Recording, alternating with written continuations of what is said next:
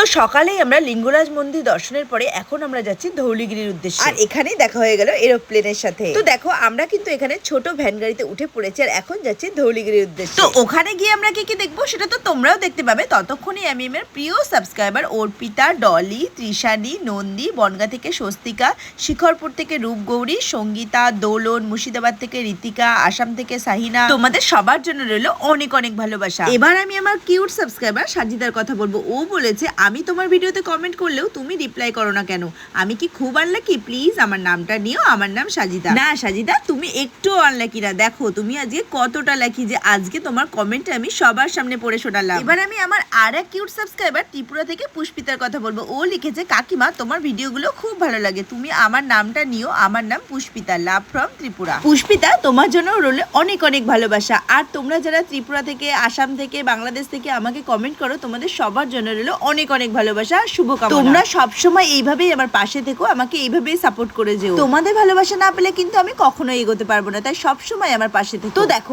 এত গল্প করতে করতে এবার আমি কিন্তু চলে এলাম কোনারকের সূর্য মন্দিরের কাছে। কিন্তু আমাদের কপালটা খারাপ ছিল যে আমরা কোনারকের সূর্য মন্দিরে ঢুকতে পারিনি, কারণ প্রচন্ড ভিড় ছিল। আর আমাদের বাসের টাইম যেহেতু বাধা ছিল, সেই জন্যই কিন্তু আমরা আর ভেতরে প্রবেশ করতে পারিনি, বাইরে থেকেই আমরা দেখে চলে এসেছি। সেই জন্যই মনটা একটু খারাপ ছিল। তো আমরা দেখো এখানে লাগেজ পত্র গুছিয়ে নিয়ে কিন্তু এবার হোটেলের উদ্দেশ্যে রওনা দিয়ে দিই। এই যে দেখছো এটাই কিন্তু আমাদের হোটেল। আমাদের হোটেলের নাম মুক্তি ইন্টারন্যাশনাল। খুব তাড়াতাড়ি পরের ভিডিওতে আবার দেখা হবে। টাটা।